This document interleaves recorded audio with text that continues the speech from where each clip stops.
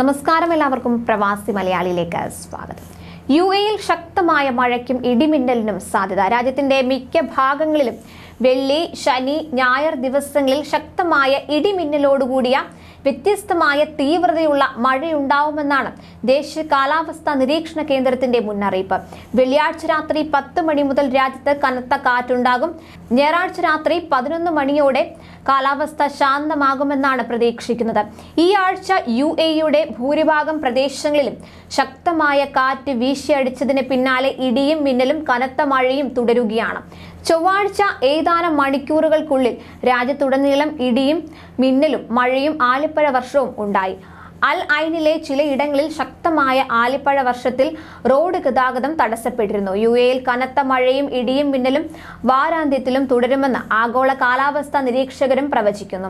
അസ്ഥിര കാലാവസ്ഥയെക്കുറിച്ച് ദേശീയ കാലാവസ്ഥാ നിരീക്ഷണ കേന്ദ്രം പ്രതിവാര ബുള്ളറ്റിനിൽ നേരത്തെ മുന്നറിയിപ്പ് നൽകിയിരുന്നു. വെള്ളിയാഴ്ച അബുദാബിയിൽ താപനില 15 ഡിഗ്രി സെൽഷ്യസ് വരെയും ദുബായിൽ 16 ഡിഗ്രി സെൽഷ്യസ് വരെയും താഴും.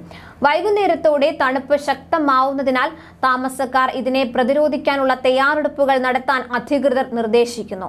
നാളെ പകൽ ഉയർന്ന താപനില അബുദാബിയിൽ 29 ഡിഗ്രി സെൽഷ്യസും ദുബായിൽ 27 ഡിഗ്രി സെൽഷ്യസും ആയിരിക്കും. ഉൾപ്രദേശങ്ങളിൽ 31 ഡിഗ്രി സെൽഷ്യസ് വരെയും താപനിലയെത്തും. ഇന്ന് ആകാശം ഭാഗികമായി മേഘാവൃതമായിരിക്കും. നാളെ മണിക്കൂറിൽ 55 കിലോമീറ്റർ വരെ വേഗത്തിൽ കാറ്റ് വീശും. ശനിയാഴ്ചയോടെ സ്ഥിതിഗതികൾ ഒറ്റ രാത്രി കൊണ്ട് കൂടുതൽ വഷളാകും. താപനില കുറയുകയും 65 കിലോമീറ്റർ വരെ വേഗതയുള്ള ശക്തമായ കാറ്റ് വീശുകയും ചെയ്യും. ഞായറാഴ്ച മഴയുടെ അളവ് കുറയുകയും കാറ്റ് ശാന്തമാവുകയും 45 കിലോമീറ്റർ വരെ വേഗതയിലേക്ക് മാറുകയും ചെയ്യും. അറേബ്യൻ ഗൾഫിലും ഒമാൻ കടലിലും വാരാന്ത്യത്തിൽ കടൽ പ്രക്ഷുബ്ധമായിരിക്കും. തെക്ക് പടിഞ്ഞാറ് നിന്ന് ഈർപ്പമുള്ള തെക്ക് കിഴക്ക് വടക്ക് കിഴക്കൻ കാറ്റിനൊപ്പം ഉപരിതല ന്യൂനമർദ്ദം വ്യാപിക്കുന്നതാണ് രാജ്യത്തെ ബാധിക്കുന്നത് എന്ന് അറിയിപ്പിൽ വിശദീകരിച്ചു. ഈ ന്യൂനമർദ്ദമാണ് 3 ദിവസങ്ങളിൽ മഴയ്ക്ക് കാരണമാവുന്നത്. രാജ്യത്തിന്റെ പടിഞ്ഞാറും തെക്കും ഭാഗങ്ങളിൽ വ്യാഴാഴ്ച രാത്രി മുതൽ മഴമേഘങ്ങൾ ക്രമേണ വർദ്ധിക്കും.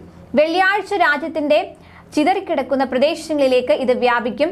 ഇത് ചില സമയങ്ങളിൽ മിന്നലോടും ഇടിയോടും കൂടി കനക്കുകയും ചില പ്രദേശങ്ങളിൽ ആലിപ്പഴം വീഴുകയും ചെയ്യും. ശനിയാഴ്ചയാണ് സ്ഥിതിഗതികൾ ഏറ്റവും ഉയർന്ന അവസ്ഥയിലെത്തുക.